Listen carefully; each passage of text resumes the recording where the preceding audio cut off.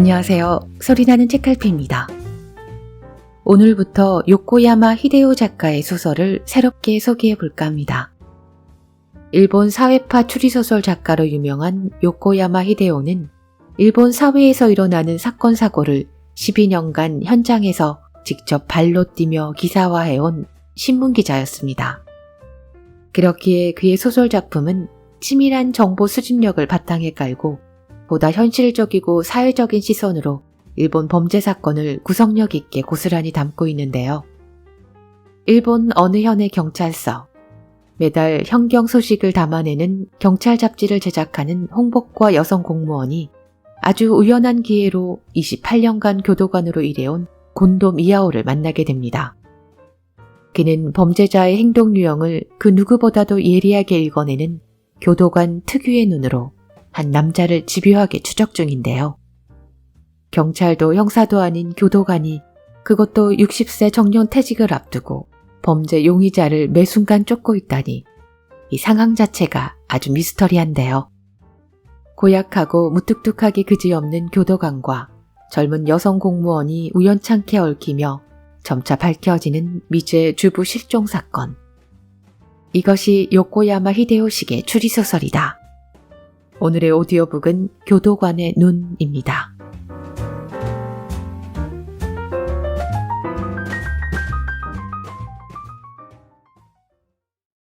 제1장. 춥다. 뼛속까지 시리다. 자리에서 엉거주춤 일어난 야마나 에스코는 무릎 담요로 하반신을 둘러싸듯이 감쌌다. 올겨울은 비교적 따뜻할 거라던 전망이 무색해지는 추위를 보이겠습니다. 난방이 꺼진 뒤에야 아침에 들은 기상캐스터의 완곡한 해설이 납득되었다. 제발 눈만 내리지 마라. 집에 못 가니까. 알현경 본부 청사 3층에는 경무부분 각 과가 줄지어 있다. 북쪽 끝에 위치한 교양과 사무실은 지죽은 듯 조용했다. 야근하겠습니다. 울상을 지으며 그렇게 말한 에스코만 남겨두고 동료들은 모두 들뜬 발걸음으로 신년의 장소를 향했다. 원망스러운 마음이 들기는 했지만 사실 에스코에게 신년회를 즐길 마음의 여유 따위는 없었다. 책상 위에는 원고와 교종지가 산더미처럼 쌓여 있었다. 에스코가 편집을 담당하는 현경기관지 알경인 2호로 진행이 순조롭지 못했다. 옆에 놓인 스탠드 조명의 가세는 가토인세 사장님이 붙여놓은 붉은 글씨에 메모가 있었다. 1월 25일 교정 종료, 26일 인쇄, 2월 1일 발행. 절망적인 기분이었다. 지난 1년 동안 베테랑 상사 밑에서 편집을 거들어 왔지만 그 상사가 정년 퇴직을 앞두고 장기 휴가에 들어간 지금 에스코는 각 과를 돌며 B5판 64페이지의 완성품을 배포하는 자신의 모습을 도저히 상상할 수 없었다. 간단한 것부터 해치우자.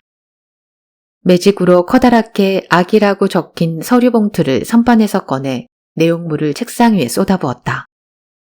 수십 장의 아기 사진이 쌓였다. 자식 사랑을 뽐내는 우리 집 스타는 인기 코너다.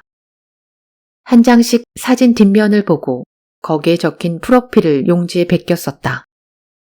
아기 이름, 이름의 유래, 생년월일, 부모 이름과 소속 부서. 겨우 7장인데 벌써 내용을 빠뜨린 게 있었다. S서 교통과 순사장이었다. 부인의 이름이 없었다. 그럼 대체 누가 나왔다는 거야? 에스코는 벽시계를 노려봤다. 7시가 넘었다. 이 순사장은 이미 퇴근했겠지. 귀찮게 됐네.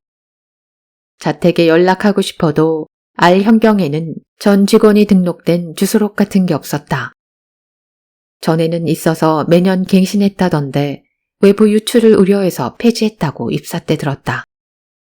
물론 각 관할서는 비상소집 등에 대비해서 연락망 명부를 만들고 있으니 S서의 당직에게 순사장의 연락처를 물어보면 되지만 도저히 그럴 용기가 나지 않았다. 자신과 경찰은 처지가 달랐다. 본부에서 일하는 말단 사무직원의 이름을 기억하는 사람은 흔치 않았다. 사무실 전화로 문의해봐도 오히려 당직의 질문 세례만 받을 것이 뻔했다. 당신 누구야? 정말 교육과 직원 맞아? 순 사장과는 무슨 관계지? 에스코는 아기 사진을 쓸어 모아 봉투에 다시 넣고 그 대신 저녁 무렵 인쇄소에서 넘어온 초교 교정지를 책상 위에 펼쳤다. 연초 사열식에서 느낀 점, 주제서 소식, 10년 표창을 받으며 그것들을 차례차례 훑어보며 본문과 표제를 확인해 갔다. 다행히 큰 수정은 없었다. 기분이 좋아진 에스코는 육필 원고가 있는 선반에 손을 뻗었다. 우선 맛있는 집, 저렴한 집을 확인했다. 직원들의 단골집을 소개하는 코너인데 왜 이렇게 메밀국수 가게가 많은지 모르겠다. 다음은 더 사건, 이 녀석이 범인이다. 공을 세운 형사나 감식반 직원이 다큐멘터리식으로 집필하는 기사였다. 이번 달은 강도범 체포의 전말이었다. 평소에는 흥미롭게 훑어보지만 오늘 밤은 거의 대각선 읽기다. 무난한 제목을 붙이고 레이아웃 용지에 사진 위치를 적어서 인쇄소 발송용 봉투에 집어넣은 뒤 에스코는 자리에서 일어났다. 손이 꽁꽁 얼었다. 사물함에서 소형 전기난로를 꺼냈다. 자, 이게 문제인데. 에스코는 퇴직자라고 적힌 두툼한 봉투를 끌어당겼다. 올봄 정년 퇴직하는 경찰관과 사무직원의 해상수기를 증명사진과 함께 게재해서 긴 세월의 노고를 위로한다. 올해는 47명. 매년 그렇듯 바로 이 수고하셨습니다 특집이 2월호의 중심 테마였다. 사전 준비를 시작했다. 퇴직 예정자가 건네준 원고와 경목과에서 빌린 증명사진을 클립으로 고정해 나갔다. 하지만 이내 손이 멈췄다. 교양과 주간 구보타 야스에 에스코의 전임자였다. 사진빨이 좋았다. 아니, 표정이 좋은 거다. 에스코는 코로 숨을 내뿜었다. 이렇게 온화하고 상냥한 표정은 여태까지 한 번도 본 적이 없었다. 수기를 쓱 훑어봤다. 20년에 걸친 편집 고생담, 취재의 추억, 알경인에 대한 애착. 독신을 고수한 야스의 말버릇은 일이 연인이었다. 그 소중한 연인을 다른 사람에게 양보하고 싶지 않다는 생각이 마음 한구석에 있었던 모양인지 어딘지 모르게 에스코에게 냉담해서 1년이나 함께 일했는데도 결국 마지막까지 친해지지 못했다. 복잡한 심경으로 수기를 읽어나가던 에스코는 마지막 문장을 보고 흠칫 놀랐다. 내 자식을 떼어놓는 것처럼 쓸쓸할 따름입니다만 앞으로는 후임인 야마나 에스코 씨가 젊은 감각으로 알경인을 잘 이끌어 나가 주시겠다고 하네요. 안도의 숨을 내쉬면서 한편으로는 큰 기대를 안고 독자의 입장으로 돌아가고자 합니다. 순식간에 우울해졌다.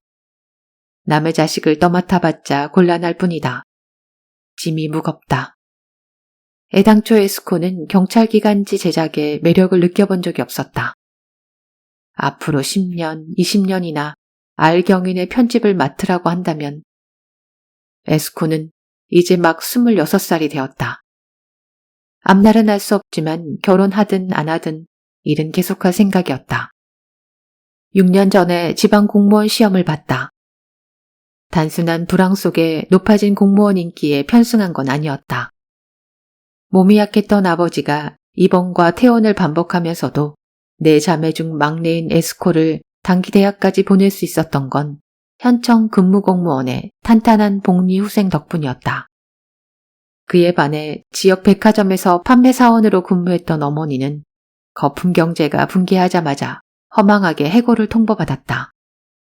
그 일 이후 어머니는 집에서 온종일 원망의 말을 쏟아내게 되었는데도 그 변모는 우리 집의 태양으로 우러러 받들던 어머니에 대한 인식을 고쳐야 할 정도였다. 단기 대학에 들어갈 무렵에는 공무원이 되겠다는 마음을 굳혔다. 다만 현청이나 학교가 아닌 경찰 사무를 지망한 건 아무래도 관공서에서 근무하는 아버지의 평범한 일상을 오랫동안 하품하며 지켜봤기 때문이라고 에스코는 생각했다. 생활의 안정뿐만 아니라 소소한 자극도 추구했다는 말이다. TV 형사 드라마를 좋아하고 추리소설도 자주 읽었다. 형사가 살기 등등하게 소리치는 직장, 차례차례 밝혀지는 사건의 수수께끼, 사건을 해결하는 순간 기쁨에 차 서로 얼싸안는 사람들. 어쩌면 터프한 형사님이 미래의 남편이 될지도.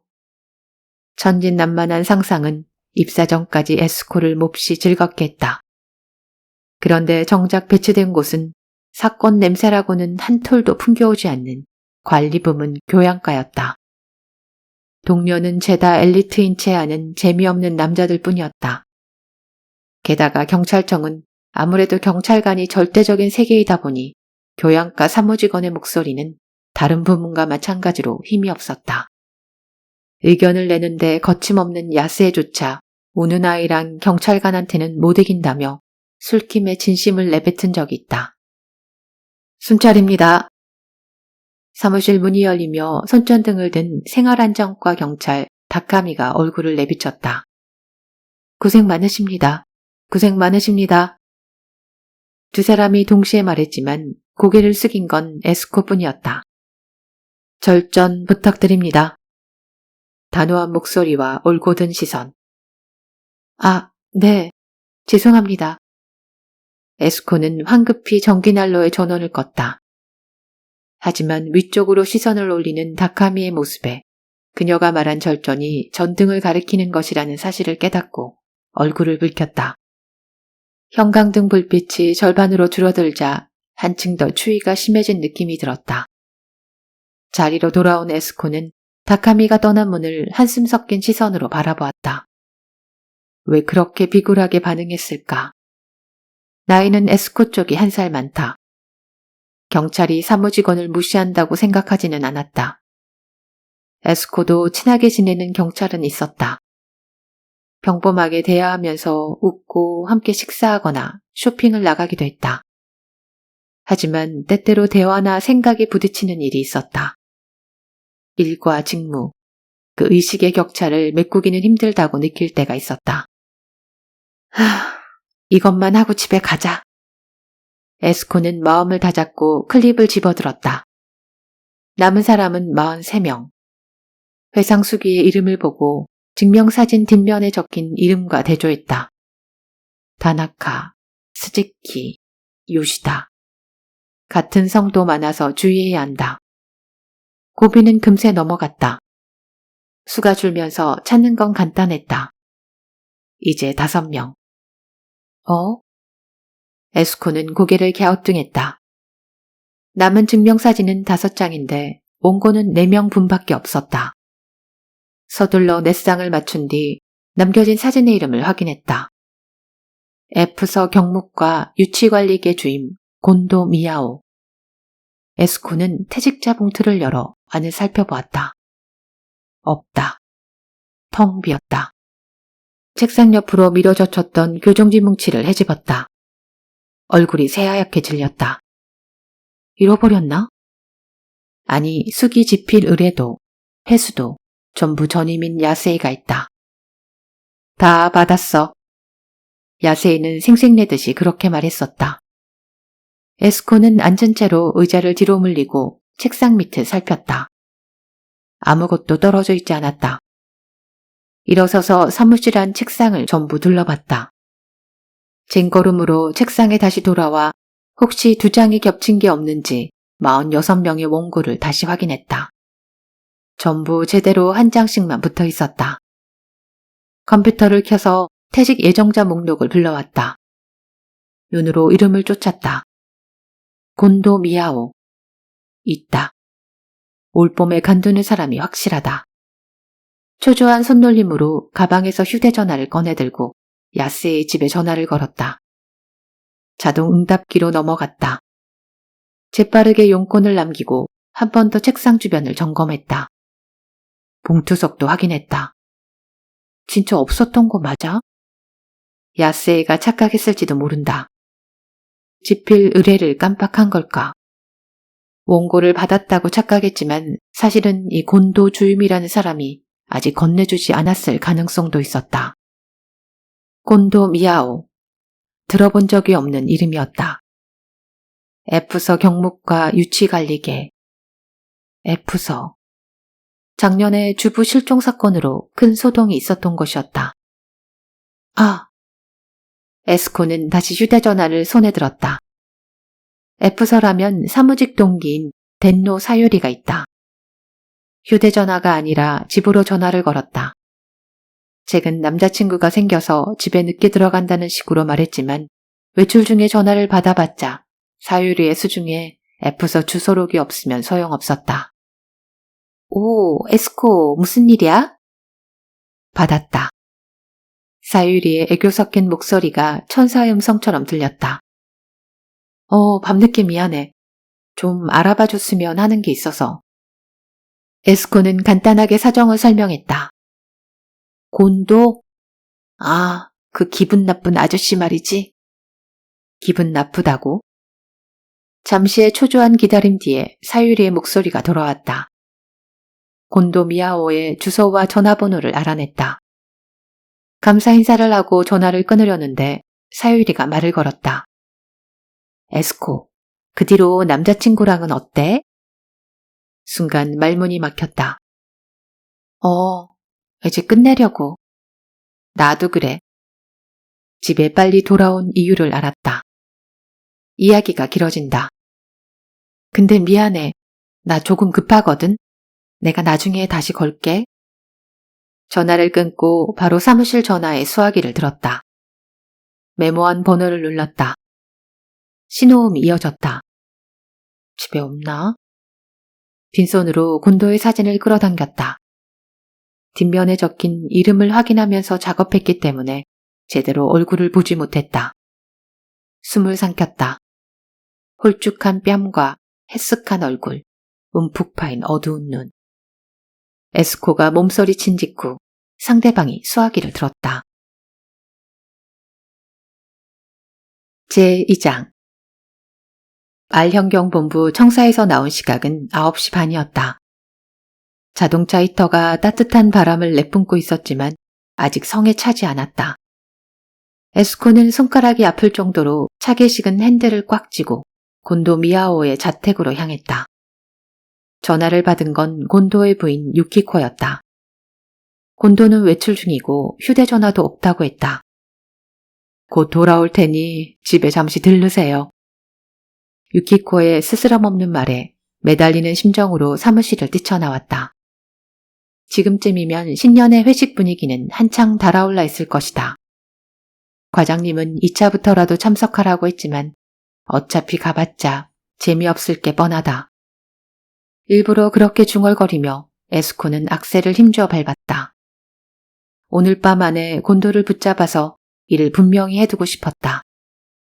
수기가 누락된 건지 야스에가 원고를 잃어버린 건지 그것도 아니면 곤도가 아직 안 쓴 건지. 아니, 왠지 쓸 생각이 없다. 그런 느낌이 들었다. 유키코는 남편이 원고를 의뢰받은 사실조차 몰랐다. 에스코의 내리에 사진 속 어두운 눈이 떠올랐다. 음험하거나 괴팍하거나 분명 그 둘 중 하나다. 이게 대체 무슨 일이람. 47명 중 1명이라도 빠지면 큰일이다. 무슨 일이 있어도 2월 호에는 퇴직자 전원의 증명사진과 수기가 실려 있어야 한다. 경찰 조직에서 경찰관의 정년퇴직이 얼마나 중요한 의식인지는 에스코도 잘 알고 있었다. 죽혀 세우고 칭송하고 격찬하고 지나치리만큼 뜨거운 말과 박수로 직무를 완수한 선배들을 배웅한다.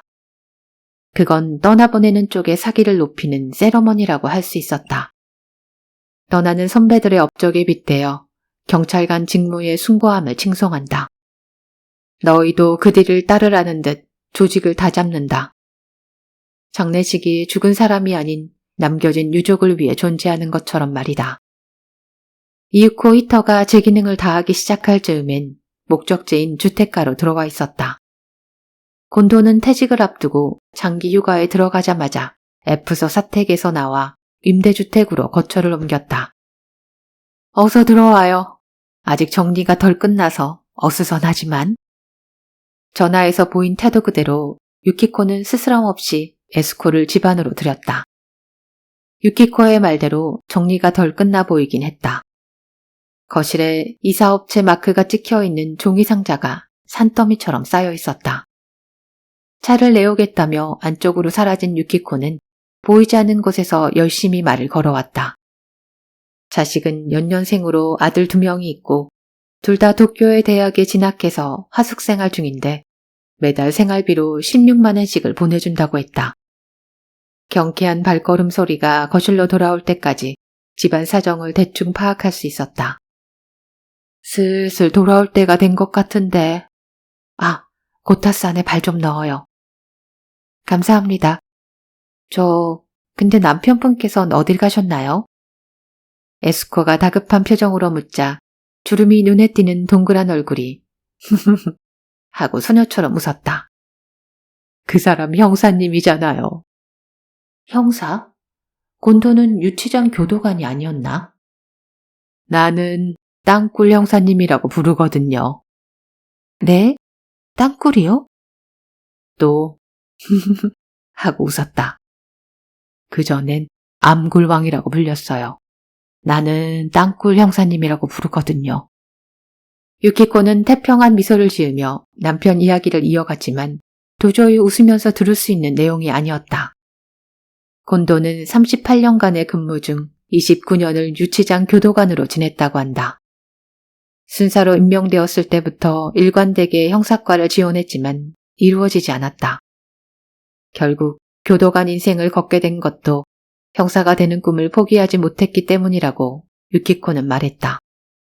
교도관의 역할은 유치인을 감시하고 돌보는 일이지만 아침부터 밤까지 다양한 범죄자를 마주하다 보면 저절로 교도관의 눈이 길러진다. 그래서 알형경에서는 대개 어느 관찰서든 형사로서 장래성이 있어 보이는 신입에게 1, 2년 교도관 업무를 경험시킨다고 한다. 형사 교습 제도라고 해도 좋을 법한 그 간습에 곤도는 기대를 걸었다. 이 관할서에서 저 관할서로 이동할 때마다 교도관을 자원했다. 언젠가는 형사로 발탁될 거라고 믿으면서. 안타까운 마음이 북받쳐 올랐다. 그렇게 원하셨는데 왜 형사가 되지 못하셨나요? 아유, 당연히 못 되죠. 우리 남편 경찰학교 성적이 꼴찌였거든요. 아, 알죠? 졸업 때 등수가 죽을 때까지 따라다녀요. 형사가 되려면 성적이 좋아야 하니까. 처음 듣는 소리였다. 그래서 교도관으로 일하지만 마음만큼은 형사니까 내가 땅굴 형사라는 거예요. 에스코는 차마 웃을 수 없었다. 연수 때 그 유치장을 방문한 적이 있었다. 현에서 가장 노후화된 관할서였는데 배관 보수 공사를 위해 유치인은 일시적으로 다른 관할서로 옮겨진 상태였다. 안에는 아무도 없다는 사실을 아는데도 다리가 후들거렸다. 형사과에서 유치장으로 통하는 좁은 복도 끝에 녹슨 철문이 앞길을 가로막고 있었다. 인솔자인 과장님이 입구의 검은 버튼을 누르자 잠시 뒤 문이 열렸다. 교도관이 건너편에서만 보이는 구멍으로 이쪽을 확인한 뒤 문을 열어줄 것이라는 설명을 들었다. 유치장 안은 전혀 다른 세상이었다. 무거운 분위기, 어두침침한 조명, 순서대로 접견실, 보호유치실, 샤워장을 안내받았다. 유치장 중앙 한 단 높은 장소에 교도관석이 있었다. 과장님이 시키는 대로 그 자리에 서자 9개로 구분된 부채꼴 형태의 감방이 눈에 들어왔다. 새창살의 차가움, 시큼한 냄새, 문이 열리고 닫힐 때 들려오는 귀청을 찢는 듯한 금소금. 새로 지어진 관할서의 유치장은 최신 설비의 내부도 밝고 교도관도 모니터로 유치인을 감시한다던데 에스코는 도무지 상상할 수 없었다. 그날 밤 들렸던 꺼림칙한 폐쇄 공간이 정말 그렇게 확 바뀔 수 있단 말인가. 그나저나 늦네요. 유키코의 목소리에 정신이 번쩍 들었다. 벌써 10시 반이었다. 남편분께서는 정말 어디에 가셨나요? 분명 수사하러 갔을 거예요. 수사요? 유키코가 또 웃었다. 땅굴 형사가 땅굴 밖으로 나왔단 말이에요. 정년을 맞이해서. 에스코는 어안이 벙벙했다. 무슨 이야기를 하는지 종잡을 수 없었다. 유키코는 유쾌하게 옆에 쌓인 종이 상자를 두드렸다. 이거 전부 다 그 사건 자료예요. 신문 스크랩이 대부분인 모양이지만 더욱더 이해되지 않았다. 그 사건이라니. 왜 그거 있잖아요. 1년 전에 있었던 시체 없는 살인. 야마테초 주부 실종 사건. 에스코는 숨을 삼켰다. 아까 본부에서도 곤도가 F서에서 근무한다는 사실을 안 순간 머리를 스쳐 지나갔었다. 세간의 이목을 끌었던 미스터리하고 스캔들 넘치는 사건. TV 와이드쇼가 연일 시끄럽게 떠들어댔고 추리 애호가인 에스코도 잔뜩 몰입했었다. 알 현경이 대대적으로 실패한 사건이기도 했다. 총력을 기울여서 불륜 상대 남성을 추궁했지만 결국 자백을 받아내지 못한 채 석방했다. 여전히 진상은 밝혀지지 않았다. 근데 그 사건을 곤도가 수사를 계속하고 있다고? 그럴 리가. 하지만 남편분은 형사가 아니시잖아요? 기억 안 나요? 그 남자 별건 체포됐었잖아요. 그래서 남편이 유치장에서 그 남자를 관리했었거든요. 그러면 그때 무슨 단서라도 찾으셨나요? 유키코는 갑자기 얼굴을 찌푸렸다. 야마노 이 자식, 날이 갈수록 이글거리더군. 곤도의 말투를 흉내낸 모양이었다. 유키코는 손뼉을 치며 크게 웃었다. 그게 무슨 뜻인가요? 글쎄요. 금세 유키코의 목소리가 시무룩해졌다. 전혀 짐작이 되지 않은 모양이었다. 부풀어 오르던 에스코 호기심이 순식간에 사그라졌다. 그 주부 실종 사건은 여전히 흥미가 당기지만 100명이 넘는 형사가 연이 수색하고도 해결하지 못한 사건이었다. 1년이 지난 이제 와서 그것도 교도관 출신이 혼자 수사를 이어가고 있다는 이야기에는 진실성이 없었다. 아니, 애초에 곤도의 행동을 꼬치꼬치 캐내고 있을 때가 아니었다. 원고만 받으면 된다. 벌써 11시가 다 됐다. 아무리 유키코가 너그러운 사람이라도 버티는 데 한계가 있었다. 바로 지금 때마침 곤도가 집에 돌아온들 이 시간까지 다른 사람 집에 버티고 앉은 초면의 여자를 보고 어떻게 생각하겠는가. 분명 기분 나빠할 것이다. 화를 낼 수도 있었다. 아내 유키코에게 들은 이야기로 곤도의 이미지는 많이 바뀌었지만 그렇다고 해서 그 음험해 보이는 사진 속 얼굴이 머릿속에서 완전히 사라진 건 아니었다. 다시 오자. 에스코는 수첩을 한 장 찢어서 곤도 앞으로 메모를 남겼다. 자신의 휴대전화 번호와 집 전화번호를 적고 언제든 상관없으니 연락해달라고 덧붙였다. 현관에서 신발을 신자 고타스의 온기가 순식간에 사라졌다. 늦은 시간까지 실례가 많았습니다. 나야말로 미안하네요. 아휴, 정말이지 그 사람은. 그래도 마음껏 풀어두고 있어요. 그렇게나 하고 싶어 했던 일이니 한 번쯤은 형사가 되어봐도 괜찮지 않겠어요? 제3장. 집에 돌아오자 그 추위는 차마 말로 할 수 없을 정도였다. 자동응답기에 불이 깜빡거렸다. 곤도인가? 적잖이 기대하며 재생했지만 흘러나온 건 도시카즈의 목소리였다. 많이 바쁘신 모양이네요. 비꼬는 듯한 한마디가 방 안에 울려 퍼지고 사라졌다. 뭐 하자는 거야? 용건이 있으면 휴대전화로 걸면 되잖아. 에스코는 난폭한 손놀림으로 메시지를 삭제했다. 장거리 연애. 더는 그런 달콤 씁쓸한 관계가 아니었다. 3개월이나 만나지 않았다. 그날부터다. 하카타의 밤. 갑작스런 프로포즈. 전혀 예상하지 못했다. 받아들일 마음은 있었지만 곧장 대답이 나오지 않았다. 그게 에스코를 불안하게 만들었다. 평생 도시카즈와 함께하겠다는 정도의 각오는 없었던 모양이다. 부모님의 모습이 내리에 어른거리기도 했다. 결혼은 곧 생활이다. 에스코는 아무래도 현실을 생각할 수밖에 없었다.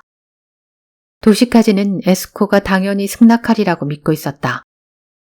그 자신만만한 얼굴이 에스코를 한층 더 불안하게 했다. 도시카즈가 작게 보였다. 고등학교 1년 선배, 정근이 잦은 27살 직장인. 하카타의 야경이 어쩐지 두렵게 느껴졌다. 무심결에 입에서 말이 흘러나왔다. 하지만 나 이 일 계속하고 싶어. 거절은 아니었다. 도시카즈는 원래 RC 출신이다. 장남이니 언젠가 본가로 돌아와서 부모님을 돌보겠지 하고 막연히 생각했다. 그렇지만 에스코의 말에 도시카즈는 얼굴을 흉하게 일그러뜨렸다. 그것을 마지막으로 입을 딱 다물었다. 쓸쓸했다. 이대로 끝나버리는 게 무서웠다. 어떻게 해야 그의 화를 가라앉힐 수 있는지는 알고 있었다. 그날 밤 에스코는 의무를 다하는 심정으로 도시카즈의 기숙사문을 통과했다. 그 뒤는 떠올리고 싶지 않았다. 난폭하게 당했다. 그건 성폭력이었다. 날이 갈수록 그랬다는 생각이 들었다. 추워. 마룻바닥은 냉장고처럼 차가웠다. 난방을 켜도 전혀 소용이 없었다. 에스코는 머리까지 담요를 뒤집어 쓰고도 전기난로 앞을 떠나지 못했다. 곤도에게서는 연락이 없었다. 휴대전화 전원도 계속 켜두었지만 날이 바뀔 때까지 기다려도 벨은 울리지 않았다. 미심쩍은 마음이 가스처럼 부풀어 올랐다. 이 시간까지 집에 돌아가지 않을 용건이 대체 뭐냐고. 수사? 어처구니가 없었다. 곤도는 형사가 아니다. 심지어 정년을 앞두고 장기 휴가를 받은 몸이다. 그야 아내 유키코의 체면을 생각해서 관심 있는 척했지만 에스코는 처음부터 믿지 않았다. 60살이나 먹고도 사건 뒤나 쫓아다니고 있다니 너무 유치했다. 착한 부인을 속이고 어디선가 유흥을 즐기는 거 아닐까. 술, 도박, 어쩌면 여자일 수도 있다. 유흥업소, 원조교제, 인터넷 만남 사이트. 여자에게 인기가 있어 본 적이 없는 저 나이대 남성들이 푹 빠진다고 하던데. 곤도를 무자비하게 깎아내려 보았지만 흐려진 사고의 흐름을 가로막는 것이 있었다. 오로지 형사가 되기만을 꿈꾸며 29년간 교도관석에 앉았던 남자. 29년. 에스코가 살아온 세월보다 길었다. 그 특이하게 짝이 없는 경찰 인생을 곧 마무리하게 되는 곤도의 심경. 모르겠다. 상상도 되지 않았다. 하지만 상상되지 않으니 혹시나 하는 마음도 피어올랐다. 에스코는 벽 쪽에 놓인 책장을 바라봤다. 담요를 몸에 두르고 엉거주춤 움직여 그 앞으로 갔다. 책장은 전부 기간지 제작을 위한 자료로 가득 차 있었다. 분명 여기 형법과가 작성한 신문 스크랩 파일을 넣어뒀을 텐데. 찾았다.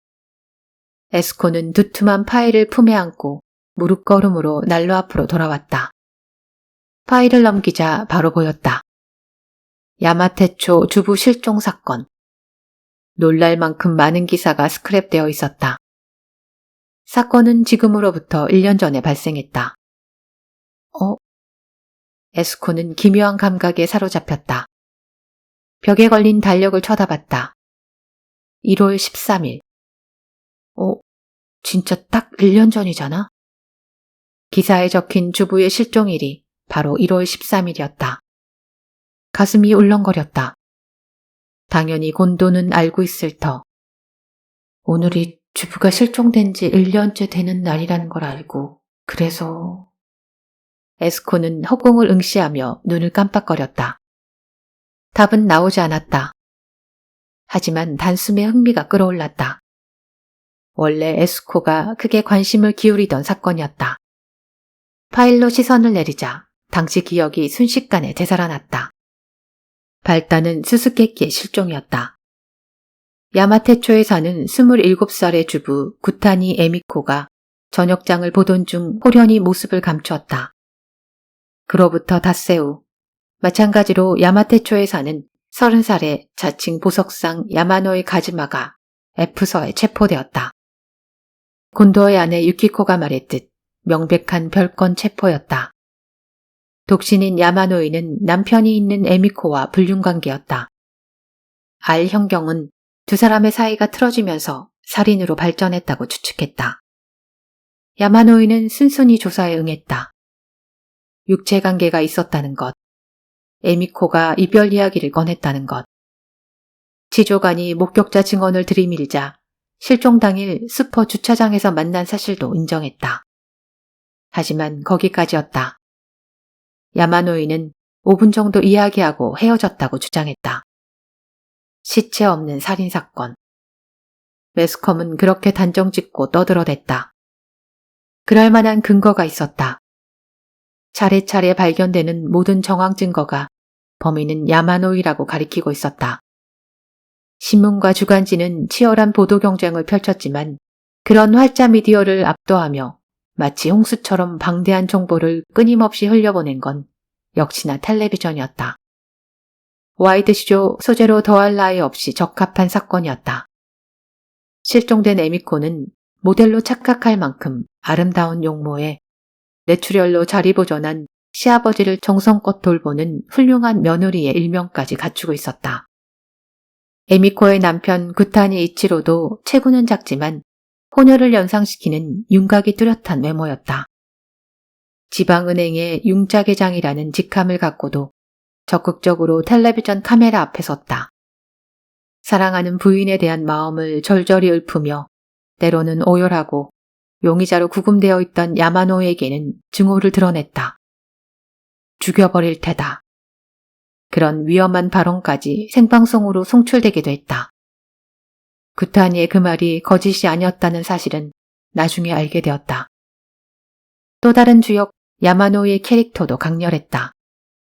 키 180cm에 마치 도깨비 같은 용모. 언덕 위에 있는 호화로운 서양식 3층 저택에 살고 자가용은 새빨간 포르쉐. 아버지는 국정에도 영향을 미쳤다고 하는 거물 총액군 고 다나카 유미나리이고 그의 현지처였던 어머니도 한때 이름을 떨쳤던 샹송 가수였다. 그런 어머니의 사랑을 받으며 자란 야마노이는 보석상을 자칭했지만 실상 일다운 일은 하지도 않고 유산을 탕진하며 살고 있었다.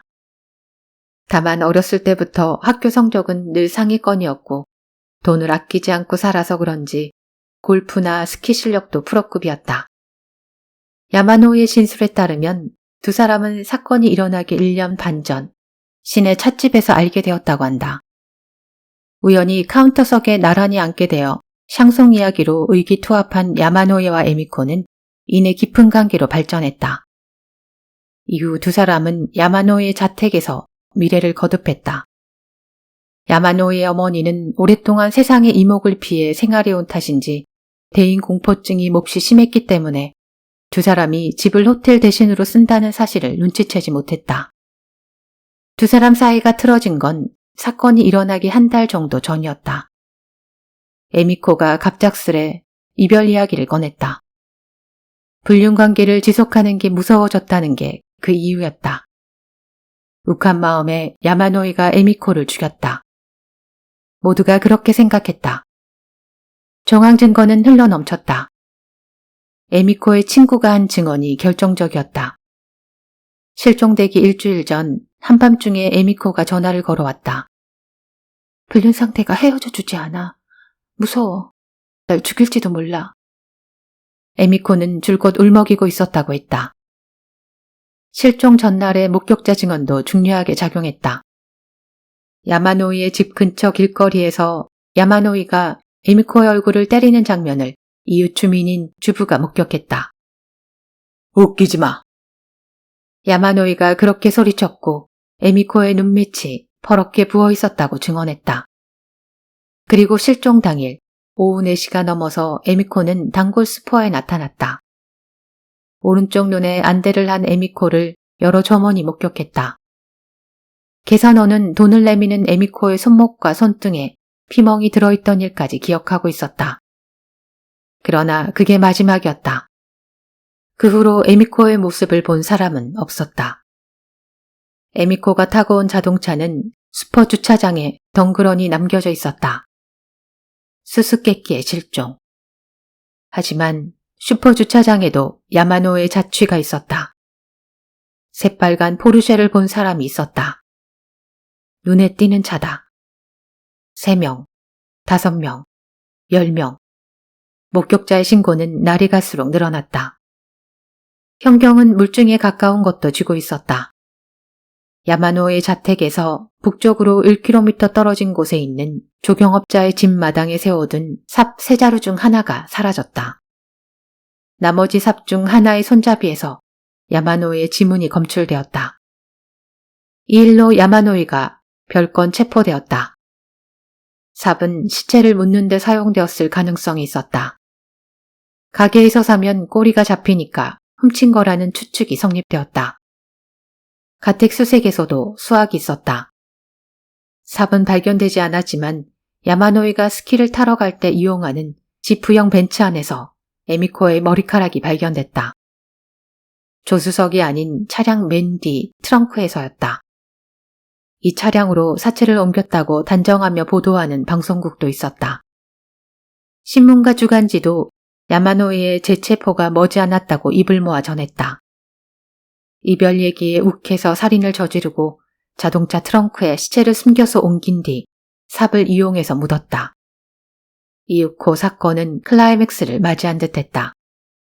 에스코는 파일을 읽어가면서 당시를 다시 떠올리고 있었다. 시체를 은폐하기 위해 땅속에 묻는 일을 경찰 언어로 꽂는다라고 한다. 그 자식 어디에 꽂았을까? 분명 산에 꽂았겠지. 그 무렵에는 청사 여기저기서 인사 대신 그런 대화를 나누곤 했다. 하지만 시체의 소재는 밝혀지지 않았다. 그건 야마노의 자백에 의존할 수밖에 없었다. 날카로운 조사는 20일이나 이어졌다. 야마노이는 일관되게 결백을 주장했다. 지조실에서는 늘 냉정했고 때로는 희미한 미소를 띠기도 했다고 한다. 삽의 지문과 트렁크 속 머리카락. 야마노이의 급소가 될 줄 알았지만 아니었다. 산책하다가 삽을 만졌나 보네요. 조수석에 남아있던 머리카락이 바람 때문에 뒤로 날아갔겠죠. 3번이나 거짓말 탐지기 검사를 했지만 야마노이는 전혀 반응을 보이지 않았다. 할 수 있는 모든 조사를 다 했다. 절도 용의조차 입건하지 못한 채로 구류기간이 끝나버려 야마노이는 F서 유치장에서 나오게 되었다. 사건 제1막이 끝났다. 그런 줄 알았는데 터무니없는 뒷이야기가 따라붙었다. 그 뉴스를 들었을 때의 놀라움을 잊을 수가 없었다. 에미코의 남편 구타니 이치로였다.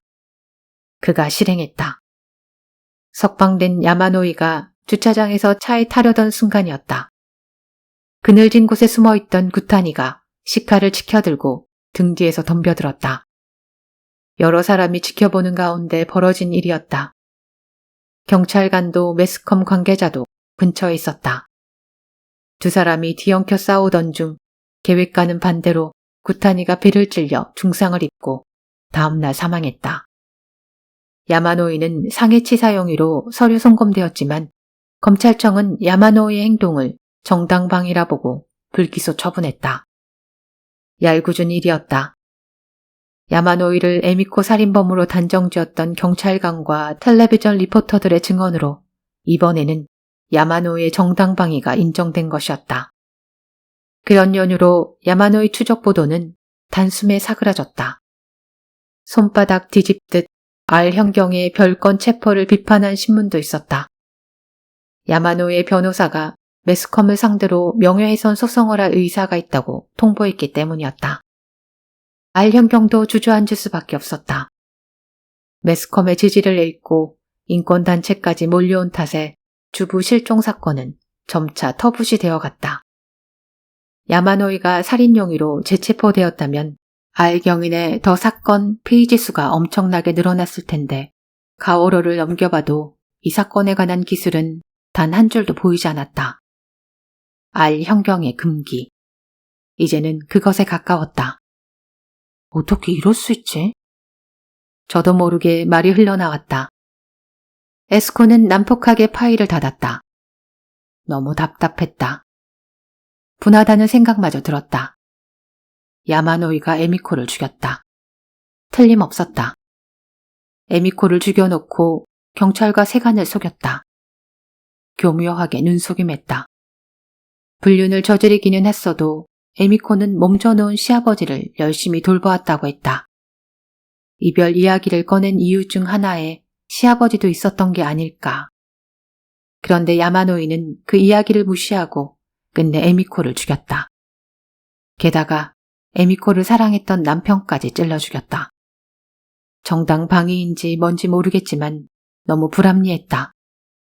야마노이가 에미코를 죽이지 않았다면 제2의 비극은 일어나지 않았을 터. 형경도 꼴싸나웠다. 자백만 확실히 받아냈다면 야마노이는 살인범으로 심판을 받고 구타니 이치로도 죽지 않고 끝났을 텐데. 누가 좀 어떻게 할 수 없나? 곤도의 어두운 눈이 떠올랐다. 시계바늘은 새벽 2시를 가리키고 있었다. 전화는 울리지 않았다. 진짜 수사 중인가? 아니, 곤도가 반드시 집에 들어가지 않았다고는 할 수 없었다. 시간이 너무 늦었으니 에스코가 남긴 메모를 보더라도 전화하지 않았겠지. 아니면 진작에 집에 돌아왔지만 메모는 무시했을 가능성도 있었다. 내일 일어나자마자 이쪽에서 전화를 걸자. 21번 내신 에스코는 잘 준비를 하기 시작했다. 내일도 바쁘다.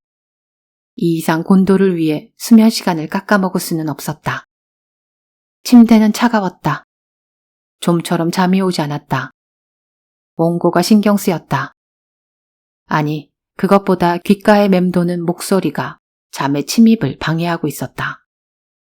곤도의 아내 유키코의 기묘한 음색. 야마노 이 자식, 날이 갈수록 이글거리더군.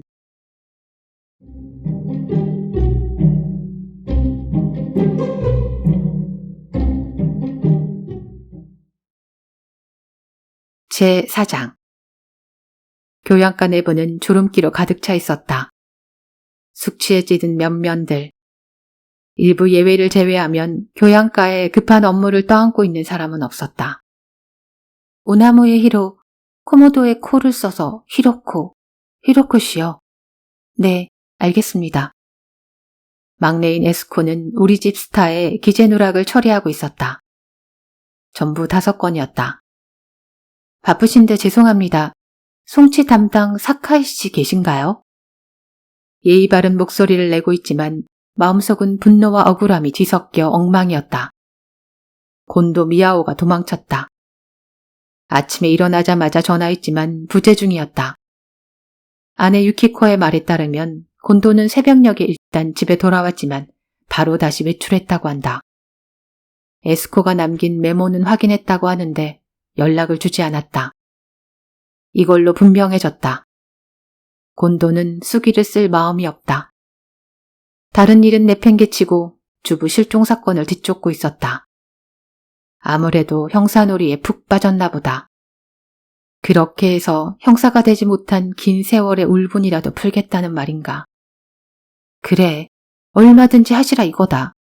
그런데 힘없는 사무직원을 괴롭히지는 말아야지. 회상숙이라고 해봤자 고작 400자 원고지 한 장인데 그걸 쓴 뒤에 수사든 뭐든 원하는 대로 하면 되지 않아? 시체 없는 살인. 어젯밤의 흥분은 거짓말처럼 사라졌다. 야마노이가 범인이라는 증거를 잡았다고? 그럴 리 없었다. 별건 체포 중 곤도가 야마노이를 범인으로 만들 수 있는 중요한 증거나 단서를 손에 넣었다면 그 정보로 형경은 사건을 해결로 이끌 수 있었을 터. 그게 아니면 자신을 형사로 발탁하지 않았던 조직을 원망해서 마치 복수라도 하듯 증거를 묵살했단 말인가. 에스코가 수화기를 내려놓자 때마침 가토인세 사장님이 사무실에 들어왔다. 에스코, 아기는 오존 중에 나올까? 모릅니다. 에스코는 딱 잘라 대답했다. 애초에 이 줄타기 같은 편집 진행은 가토 인쇄에도 큰 책임이 있었다. 현청 홍보과는 5년 전부터 대형 업체인 유코도 인쇄를 이용하고 있었다. 제대로 된 디자이너가 있어서 원고만 넘기면 나머지는 그쪽에서 페이지를 구성하고 레이아웃을 짜고 제목까지 달아서 보내준다. 그에 비해 이쪽 가토 인쇄는 마음만 조급해지는 가운데 정오를 조금 앞두고 쿠보타 야스에에게 전화가 왔다. 음성 메시지 들었어. 연락이 늦어져서 미안. 어제 친구와 온천에서 1박을 하고 이제 막 돌아온 참이라고 했다. 대화 도중 곤도의 원고는 야스에가 깜빡하고 회수하지 않았다는 사실을 알게 됐다. 미안. 어쩌면 좋을지 같이 생각해보자. 야스에의 목소리는 묘하게 들떠 있었다. 점심시간이 되자마자 귀찮게 들러붙는 가토인쇄 사장을 뿌리치고 사무실을 나왔다. 야스에의 집은 현경본부에서 차로 3분도 걸리지 않았다. 편집 작업 때문에 퇴근이 늦어진다는 이유로 현역 시절에 무리해서 시 중심부에 구입한 단층 주택이었다. 어서 와. 와, 뭔가 오랜만이네. 야스에는 기뻐했다. 그 소란스러운 현관에 때마침 초밥 배달까지 도착했다. 한마디 쏘아붙여야지. 잔뜩 곤두선 신경으로 뛰어온 에스코는 낭패감을 맛보았다. 야스의 태도에 현역 무렵의 표독스러움은 없었다. 연인이라고까지 말했던 알경인도 말만 그러는 게 아니라 완전히 에스코에게 넘겨준 얼굴이었다. 거리가 멀어지면 다 그런 건지도 모르겠다. 아무리 좋아한다고 해도 결국에는 과장님이나 차석의 날카로운 검열에 심신을 소모하며 해왔던 일이다. 마음 맞는 친구와 느긋하게 온천에 몸을 담그는 편이 즐거운 게 당연했다. 정말 미안. 퇴직자 원고 이야기가 나오자 야스에는 연신 머리를 숙였다. 올봄 간두는 사람은 자신을 제외하고 46명이라고 셈하고 있었던 터라 원고를 모았을 때 46개라서 그만 전부 회수한 걸로 착각했다는 것이었다. 근데 그 곤도라는 사람은 정말 원고를 줄 생각이 없어 보여? 네, 아마도. 어떻게 하면 좋을까요? 보통은 그 사람의 상사를 통해서 말을 전하는 게 제일 쉬운 방법이지만 퇴직자라서 그렇게 할 수도 없겠네. 혹시 아세요? 곤도 미야오라는 분? 만난 적은 없지만 좋은 소문은 별로 못 들었어. 음침하다든가 성격이 삐뚤어졌다는 말이 있던데. 에스코가 어깨를 축 늘어뜨리자 야스에는 테이블 위로 몸을 쭉 내밀었다. 정신 차려. 실은 나도 예전에 똑같이 퇴직 예정자한테 원고를 못 받은 적이 있었거든. 얼마나 완고한 사람이던지 특별하게 한 일도 없으니 쓰기 싫다는 거야. 그래서요? 어떻게 하셨어요? 그냥 몇 번이고 부딪히며 마음속에 파고들었지. 그래서 겨우 원고를 받아냈어. 힘이 쭉 빠졌다. 지금 자기 자랑하는 건가? 자신은 야스에와는 다르다. 그렇게 밀어붙이는 것도 잘 못하고 낯가림도 한다. 알경인에 대한 애정도 편집에 대한 열정도 샘솟지 않는다. 경찰 콤플렉스도 마음의 그림자를 들이우고 있다. 자신이 경찰서에서 일하고 있다는 의식이 여전히 희박하다. 전 못해요. 반쯤 포기한 마음으로 진심을 토로했다. 알경인을 잘 만들어낼 자신이 없어요. 일한 지 벌써 6년째인데 경찰서나 경찰관에 대해서도 전혀 모르겠고. 상관없어. 네? 사무직원은 경찰서에서 일하지만 경찰관은 아니잖아. 경찰관들의 속내는 당연히 모르지. 그래도 괜찮아. 경찰관의 가족, 그 정도 마음만 있으면 돼. 가족? 경찰관 중에는 출세하지 못하는 사람이나 줄곧 상간지역만 도는 사람도 있지만 가족들은 그런 거 상관없이 아버지를 영웅이라고 생각하고 응원하는 집이 많거든. 그거랑 똑같아. 알경인을 통해서 응원해주는 거야. 힘내세요. 파이팅. 이렇게. 소녀처럼 웃던 유키코의 얼굴이 내리를 스쳤다. 남편을 땅굴 형사라 말하며 웃었다. 그리고 알경인을 얼른 에스코 씨의 걸로 만들어봐. 바쁜 건 알겠지만 기고에만 의존하지 말고 매호에 몇 개는 직접 취재해서 기사도 쓰고 사무실 안에만 있지 말고 현장에서 일하는 경찰관을 만나 충분히 이야기를 들은 다음에 가족 같은 마음으로 쓰는 거야. 이해하겠어? 에스코는 대답하지 못했다. 초조함과 한심함이 뒤엉켜 마음속에서 소용돌이쳤다. 배울 점이 많은 조언이라는 건 안다. 머리로는 이해하지만 순순히 들을 수가 없었다. 자신은 야스에도 유키코도 될 수 없었다. 할 수만 있다면 알경인 따위 지금 당장이라도 때려치우고 싶다. 하지만 그렇다고 해서 도망치는 것도 무서웠다. 알경인을 포기해버리면 직장에 있을 수 없게 된다. 경찰서를 간두면 어쩌려고? 결혼? 도시카즈가 아닌 다른 누군가를 찾나? 아니, 남자를 의지해서 살아간다는 그 마음이야말로 무섭지. 아무리 생각해도 위험한 도박이었다. 하카타에서 도시카즈의 본성을 봤다. 성적인 폭력도 당했다. 그래도 운이 좋았다고 생각해야겠지. 순조롭게 결혼한 뒤에 남자친구의 그런 본성을 알게 됐다면. 왜 그래? 괜찮아? 아, 네. 선배 야스에가 대단하게 느껴졌다. 줄곧 독신으로 살아온 야스에를 알경인의 정부라며 야유하는 사람도 있었다. 인생을 헛산 사람. 에스코도 내심 동정하는 마음을 갖고 있었다. 하지만 지금 눈앞에 있는 야스에는 얼마나 후련해 보이는가. 공무원이라 그럴 것이다. 40년간 해고될 걱정 없이 일할 수 있었다. 집도 샀다. 공무원 연금이 죽을 때까지 나오니까 먹고 살 걱정을 할 일도 없었다. 그래, 신분과 수입만 보장된다면 여자 혼자서도 잘 살 수 있지. 에스코는 저도 모르게 등을 꼿꼿이 세우고 자세를 바로잡았다. 알겠습니다. 저도 한번 부딪혀 볼게요. 제5장. 어제만큼은 아니지만 해가 떨어지자 추위가 심해졌다. 오후 8시가 넘어서 에스코는 RC 교외에 위치한 야마테초로 차를 몰았다. 언덕이 서양식 3층 저택. 그곳에 가보는 것 말고는 곤도를 붙잡을 수 있는 수단이 떠오르지 않았다. 이건 일이야. 하나도 신나지 않지만. 그렇게 되뇌며 엑셀을 밟았다. 야마테초로 들어서자 민가수가 훌쩍 줄어들었다. 헤드라이트 불빛이 잠목님을 비췄다. 언덕에 접어들었다. 저택 실루엣이 보이기 시작했다. 몇몇 창문에 불빛이 보였다. 1년 전 텔레비전에서 자주 본 광경이었다. 그 당시 집 앞은 밤낮 없이 취재진이 들끓었다. 하지만 지금은 아무도 없었다. 주위는 새까맸다. 어쩐지 기분 나빴다. 저택 앞을 통과했다.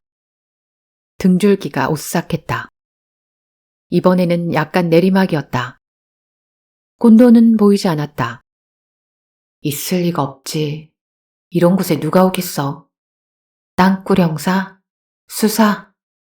그거 다 아내 유키코 씨의 망상이지. 남편이 영웅이었으면 하는 바람을 입에 담았을 뿐이다. 집에 나가자. 전방에 사거리가 보였다. 유턴. 반사적으로 생각하고 핸들을 왼쪽으로 꺾었다. 그 순간 샛길에 정차 중인 자동차가 눈에 들어왔다. 차의 헤드라이트가 순간적으로 상대편 차 내부를 비추었다. 운전석에 앉은 창백한 얼굴. 곤도 미야오가 있었다. 곤도의 차를 지나치자마자 바로 브레이크를 밟았다. 심장이 고동쳤다. 어쩌면 좋지? 역시 부딪혀 봐야겠지. 그래, 그러려고 여기 온 거니까. 에스코는 결심을 굳히고 차에서 내렸다. 자갈길을 종종 걸음으로 가로질러 곤도의 차 운전석 쪽으로 갔다. 창문이 열려 있었다. 어두운 눈동자가 에스코를 바라봤다.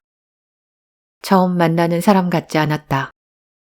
무섭기는 했지만 화난 마음이 더 컸다. F사에서 일하시는 곤도 미야오 씨 맞으시죠? 저는 교양과 야마나라고 합니다. 제가 부인께 메모를. 엔진 꺼. 네? 네 차. 당장 엔진부터 꺼. 갑작스런 호통에 당황해서 뒷걸음질 치자 마치 위협하듯이 곤도가 차에서 내렸다. 에스코는 방어 자세를 취했다.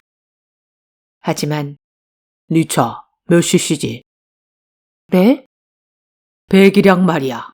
얼마야? 에스코가 타는 코롤라는 1600cc였다. 1600cc인데요? 그럼 빌려줘. 내 차는 1100cc밖에 안 돼. 그렇게 말하면서 곤도는 에스코의 코롤라 운전석에 올라탔다. 믿을 수 없는 광경이었다. 안 돼요. 에스코는 황급히 조수석 문을 열고 자신의 소유권을 주장하듯 자리에 앉았다. 문 닫아. 방향 바꾼다. 갑자기 곤도가 핸들을 꺾었다. 노련한 손놀림으로 차를 돌려 자신의 차 뒤에 바짝 갖다 댔다. 운전석 창문을 열고 엔진과 헤드라이트를 껐다. 완전 제멋대로였다. 내일까지만 좀 쓰지. 넌 내 차를 써. 뭐라고 대꾸해야 할지 알 수 없었다. 하지만 상황은 제대로 파악했다. 수사하고 있었던 거다. 곤도는 몰래 숨어서 야마노이를 감시하고 있었다. 저택에서 차가 나오는 소리를 들으면 추적할 생각으로 귀를 기울이고 있었던 것이다. 하지만 대체 무엇을 위해? 에스코는 심장이 빠르게 뛰는 것을 느꼈다. 아니, 잠시만 침착하자. 의문보다 용건이 먼저지. 생각지도 못한 상황이긴 해도 지금 막 곤도 미야오를 붙잡았다. 곤도 씨, 알경인 원고 아직 안 보내주셨죠? 이러시면 곤란해요. 이제 곧 마감이란 말이에요. 나는 안 실어도 돼. 아니, 대체 왜요? 쓸 게 없어. 아무거나 상관없어요. 저도 모르게 목소리에 힘이 들어갔다. 이렇게 부탁드릴게요. 제발 써주세요. 곤도 씨 원고만 안 실을 수는 없어요. 나는 상관없어. 곤도 씨가 상관없다고 하셔도 제가 이제 됐으니까 용건 끝났으면 내려. 제 차예요. 에스코는 곤도의 옆얼굴을 노려봤다. 정말이지 밉살스러웠다. 근데 곤도 씨, 여기서 뭐하고 계세요? 수사하시는 거 맞죠? 부인분께 조사하신다는 얘기는 들었어요. 그 멍청이가. 화난 듯한 말투로 중얼거린 곤도는 창문 밖으로 얼굴을 내밀었다. 근데 왜 혼자서 하세요? 곤도 씨만 아는 증거라도 있나요?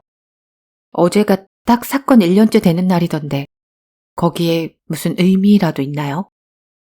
곤도는 입을 꼭 다문 채 아무 대답도 없었다. 진짜 답답하네. 이렇게 되면 지구전이다.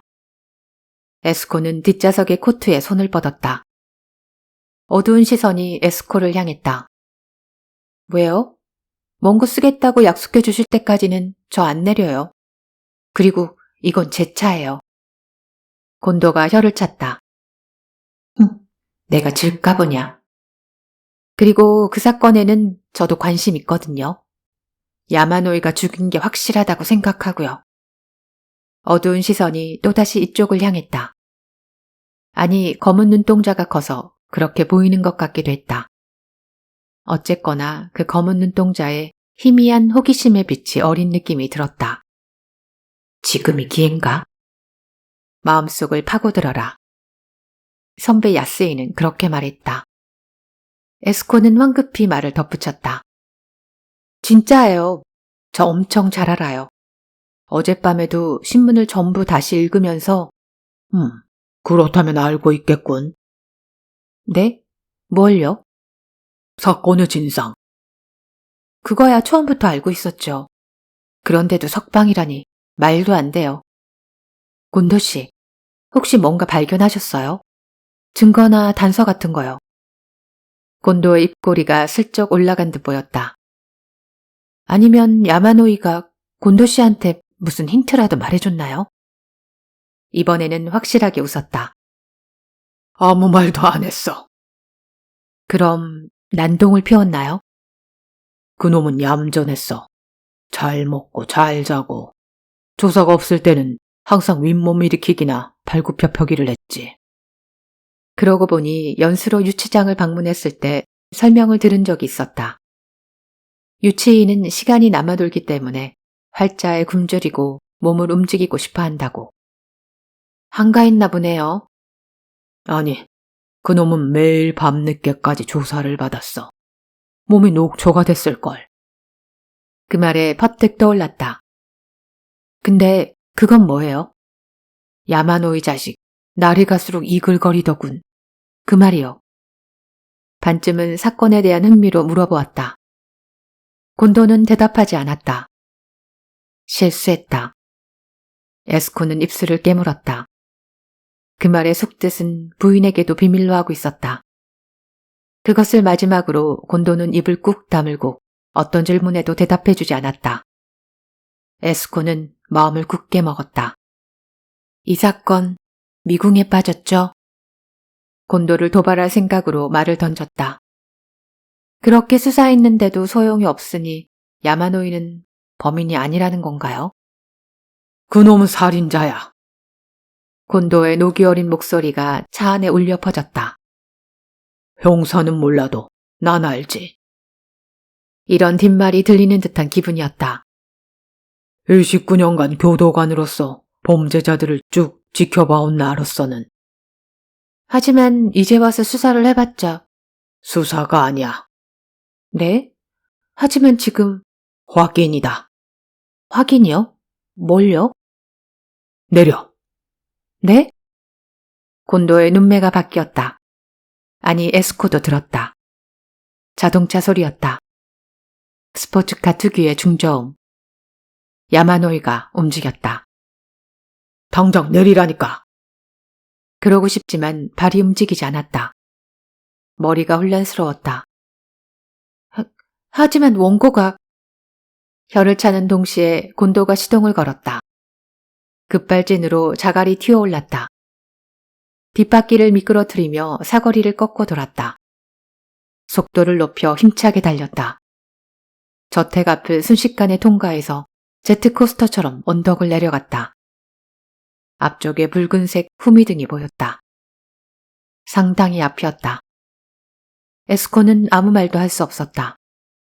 이건 장난이 아니었다. 그거 하나만큼은 이해하고 있었다. 하지만 지금 어디로 가는 거지? 확인? 대체 뭘? 곤도 씨, 어디로 가는 거예요? 그 순간 자신의 말에 몸이 부들부들 떨리기 시작했다. 머릿속에 대답이 떠올랐기 때문이다. 구타니 에미코를 묻은 곳. 제6장. 세 번째 신호에서 따라잡았다. 짙은 감색 포르쉐였다. 하지만 야마노이의 차는 빨간색. 이 색도 가지고 있어. 신호가 파란색으로 바뀌자 포르쉐가 튀어나갔다. 순식간에 거리가 벌어졌다. 코롤라 차량으로는 상대가 되지 않았다. 곤도는 무리하게 따라잡으려 하지는 않았다. 이건 미행이었다. 야마노이가 눈치채면 안 된다. 에스코는 연이어 마른 침을 삼켰다. 다행히 도로에는 교통량이 꽤 많았다. 사이에 차를 한 대 두고 감시했다. 갑자기 포르쉐가 왼쪽으로 차선을 변경했다. 차는 고속도로로 들어갔다. 오늘도군. 그렇다면 고속도로는 텅 비어 있었다. 포르쉐의 차체 뒷부분이 갑자기 내려앉는가 싶더니 다음 순간 폭발적인 가속을 보였다. 빠르다. 순식간에 멀리 사라졌다. 곤도도 오른발을 뻗디디며 꽉 엑셀을 밟았다. 어제는 여기서 당했어. 역시 어제도 미행을 한 모양이었다. 1100cc 그의 차로는 끝까지 쫓아갈 수 없었을 것이다. 130, 140, 150. 속도계 바늘이 올라갔다. 웅웅거리는 엔진 소음. 바람을 가르는 무시무시한 소리. 덜컹거리며 흔들리는 차체. 에스코는 죽을 것만 같은 기분이었다. 곤도는 미동도 없이 전방을 노려보고 있었다. 60살이라는 나이를 믿기 어려울 정도였다.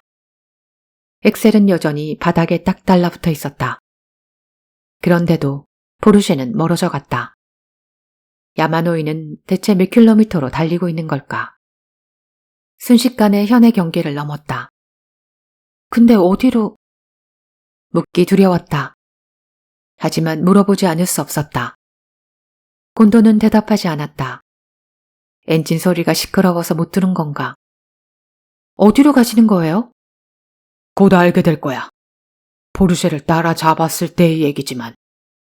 곤도는 야마노의 목적지를 알고 있었다.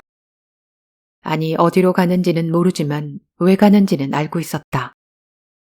에스코는 잔뜩 겁먹었다. 역시 시체가 있는 곳인가? 분명 그렇겠지. 그렇게 생각한 순간 토할 것 같은 느낌이 들었다. 한 손으로 입을 막았다. 괜찮아. 참을 수 있어. 아니야, 안 돼. 재차 타격을 가하듯 밑에서부터 심한 진동이 밀려왔다.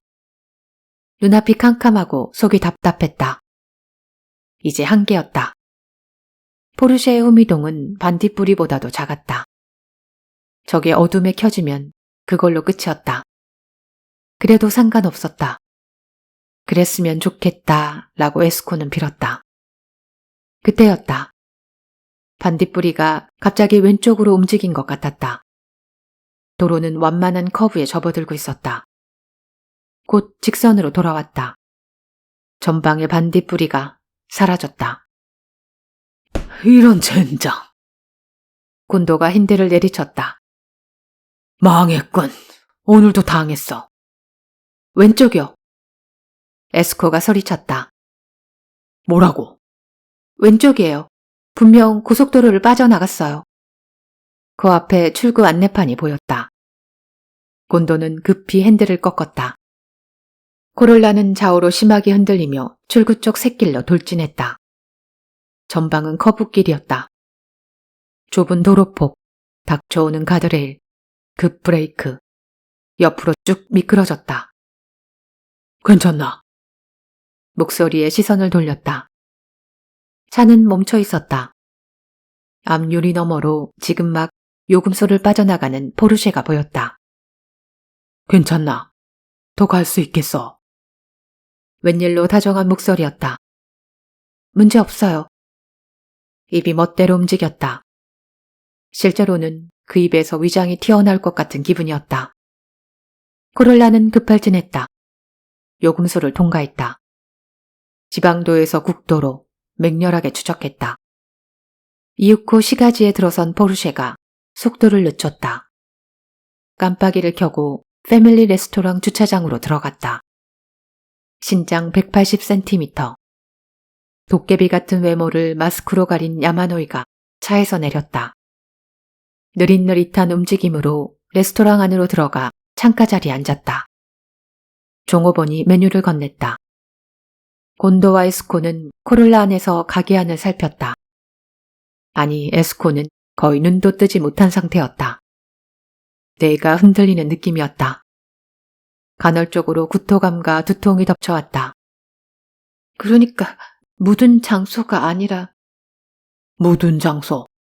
하하, 그렇게 생각했나 보군. 당연히. 의식이 돌아왔다. 편안했다. 그럼 왜 패밀리 레스토랑을? 기다리는 거야. 누구를요? 구타니 에미코. 네? 말도 안 돼요. 그 사람 죽었잖아요. 야마노이와 에미코는 한패였어. 내 눈은 못 속이지. 사람을 죽인 지 얼마 안 된 인간은 눈빛이 이글대다가 시간이 갈수록 씻겨 사라지거든. 야마노이는 그 반대였어. 유치장에 들어왔을 때는 새하얗던 놈이 날이 갈수록 이글거리더군. 틀림없어. 그놈은 들어왔을 때는 아무도 안 죽였어. 하지만 유치장을 나간 뒤에 사람을 죽일 예정이었던 거야.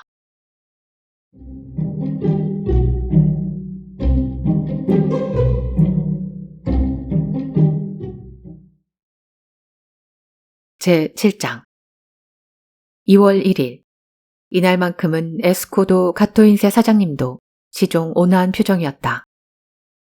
에스코는 이제 막 납품된 알경인 2호로의 페이지를 넘겼다. 잉크 냄새가 희미하게 풍겨왔다. 곤도 미아오의 사진에 시선이 멈췄다. 회상수기도 잘 실려 있었다.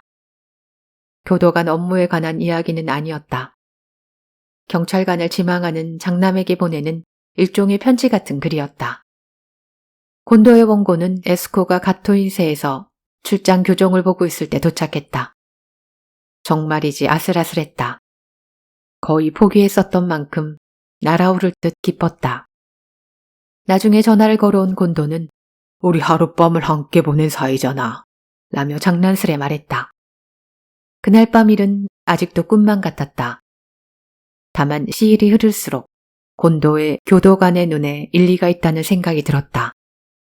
야마노이와 에미코가 공모해서 에미코의 남편 구타니 이치로를 살해했다. 그렇게 생각하면 모든 게 이치에 맞았다. 곤도의 말대로 당시 신문기사에도 두 사람이 한패라는 사실을 가리키는 힌트가 있었다. 실종 전날 있었던 다툼이다. 목격자는 에미코의 눈밑이 퍼렇게 부어 있었다고 증언했지만 맞은 직후에 바로 부었다는 건 이상하다. 손목이나 손등에도 피멍이 있었다는 점을 함께 고려하면 에미코는 일상적으로 폭력에 노출되어 있었을 가능성이 높고 그 가해자는 남편 구탄이라고 생각하는 편이 자연스럽다. 텔레비전 카메라 앞에서 오열하고 석방된 야마노이를 죽이려고까지 한 편집적인 애정. 그 뒤에 에미코에 대한 가정폭력이 숨어 있었을 가능성을 부정할 수 없다. 구탄이 살해 계획의 동기 또한 거기에서 찾을 수 있었다. 매맞는 부인의 마음속 공포심이 얼마나 컸겠는가. 어디로 도망치든 반드시 붙잡히고 전보다 더 심한 폭력이 기다리고 있다. 자신이 죽든가 상대방이 죽는 것 외에는 이 지옥에서 달아날 방법이 없다. 에미코는 그런 막다른 상황에 몰려 있었던 것인지도 모른다. 이해할 수 있었다. 언어 폭력은 마음을 상처 입히는 것으로 끝난다. 평범하게 살다 보면 누구나 마음 따위 상처투성이가 된다. 하지만 신체로 받은 심각한 폭력은 몸과 마음 모두에 치유되지 않는 상처를 남긴다. 때로는 마음이 그 일을 떠올려서 몸에 고통을 주고 때로는 몸이 그 일을 기억하고 마음을 난도질한다. 설령 단 한 번뿐이었다 하더라도 남편 구타니를 죽이지 않고 둘이서 도망친다. 그런 이야기도 나왔을 테지만 야마노이는 대인공포증으로 외출이 자유롭지 않은 어머니를 내버려둘 순 없었다. 그는 어머니로부터 많은 사랑을 받으며 자랐다. 첩이었던 어머니의 서름도 잘 알고 있다. 그런 과정 환경이 영향을 주었을지도 모른다. 홍수처럼 밀려오는 보도 경쟁 속에서 모든 사생활이 폭로되었지만 야마노이의 과거 여성 편력에 관한 이야기는 단 하나도 나오지 않았다. 오로지 에미코뿐이었다. 진심으로 사랑했을 테지. 야마노이는 에미코를 자기 여자로 만들겠다는 마음 하나로 구타니를 살해하기로 결심했을 것이다. 하지만 순조롭게 살해에 성공했다 해도 빠르든 늦든 경찰은 두 사람의 불륜관계를 알아낼 게 뻔했다. 형사가 무서운 얼굴로 추궁하면 에미코는 잠시도 버티지 못할 터. 명석한 두뇌로 야마노이는 생각했다. 구타니를 죽여도 죄를 추궁당하지 않는 정당방위. 그게 결론이었다. 에미코를 실종시킨 뒤 불륜남 야마노이가 그녀를 죽였다고 믿게 만든다. 남편이 얼마나 비정상적인 사람인지는 에미코에게 질릴 만큼 들어왔다. 야마노이가 석방되면 남편 구타니는 반드시 복수를 위해 나타날 것이다. 날부치도 예상했다. 체구가 작은 구타니는 틀림없이 흉기를 들고 덤벼올 테니 오히려 그것을 빼앗아서 찔러 죽인다. 자신의 생각대로 정당방위가 되면 무죄. 설령 과잉방위로 몰리더라도 집행유예 판결을 받을 수 있을 거라고 예상했을 것이다. 문제는 연출이었다. 야마노이가 불륜관계에 있던 에미코를 죽였다고 확신하게 만들지 않으면 남편 구타니가 움직이지 않을 것이다. 그래서 연기를 했다. 동네 이웃이 보는 앞에서 에미코를 때렸다. 자동차도 마찬가지다. 짙은 감색도 가지고 있으면서 훨씬 눈에 띄는 새빨간 포르쉐로 실종 현장에 나타났다.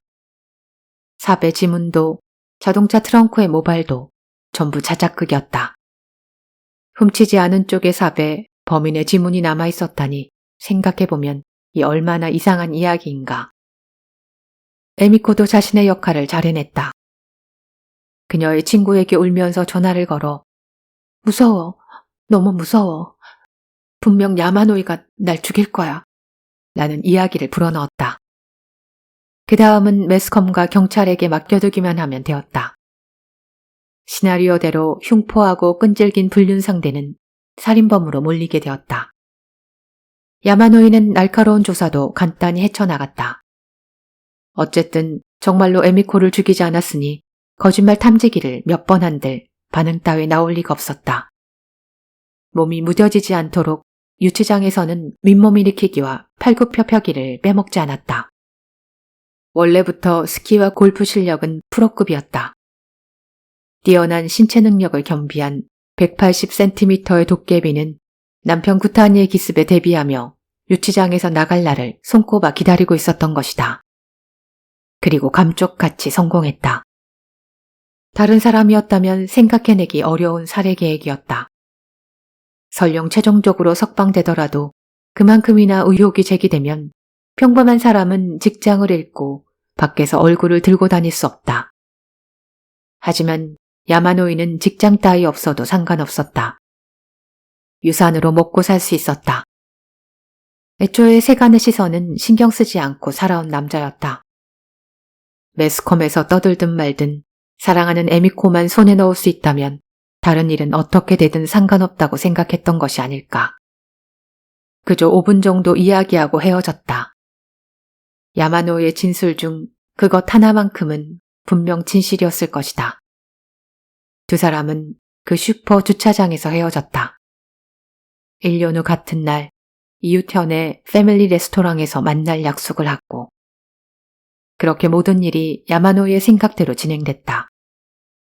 행여 오산이 있었다면 그건 F서 유치장에 곤도 미야오라는 교도관이 있었다는 점이겠지. 그날 밤이 생각났다.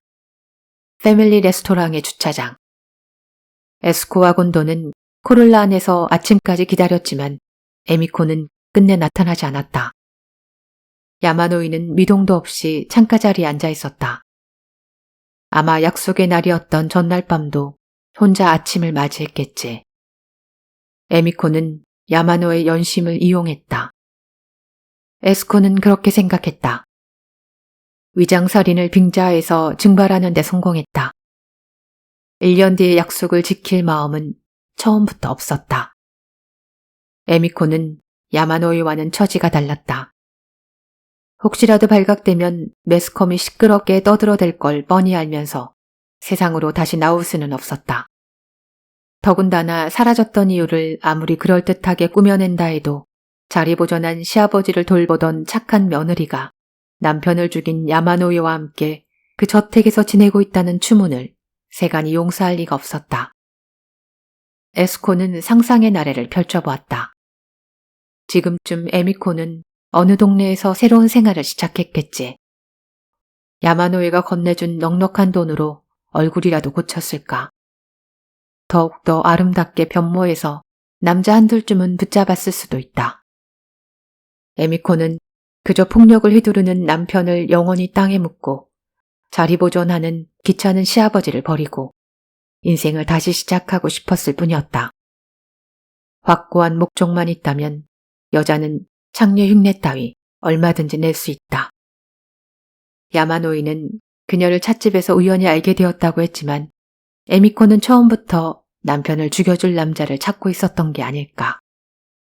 에스코는 짧게 숨을 내쉬었다. 벌써 5시 반이다. 가방에 알경인 이오르를 두 권 넣고 사무실을 나왔다.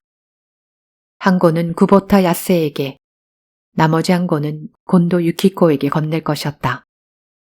곤도 미야오는 오늘 밤도 그 레스토랑 주차장에 있을 것이다. 29년간 길러온 자신의 교도관으로서의 눈을 확인하기 위해 분명 아침까지 끈질기게 버틸 것이다. 창가 자리에서 여전히 에미코를 기다리는 야마노의 가즈마와 함께 형태가 없는 것을 믿으며 살아갈 수 있는 남자라는 생물이 부럽기도 했다. 그리고 조금이나마 응원하고 싶은 마음이 생겼다. 응원할게요, 땅굴 형사님. 청사현관으로 향하는 도중 탈의실에서 나온 다카미와 마주쳤다. 안녕히 가세요. 네, 안녕히 가세요. 둘이서 동시에 말하고 동시에 고개를 숙였다. 에스코는 괜히 웃음이 나올 것만 같았다. 경찰 제복을 입었을 때와는 달리 새빨간 더플코트를 입은 다카미가 몹시 어려 보였기 때문이었다.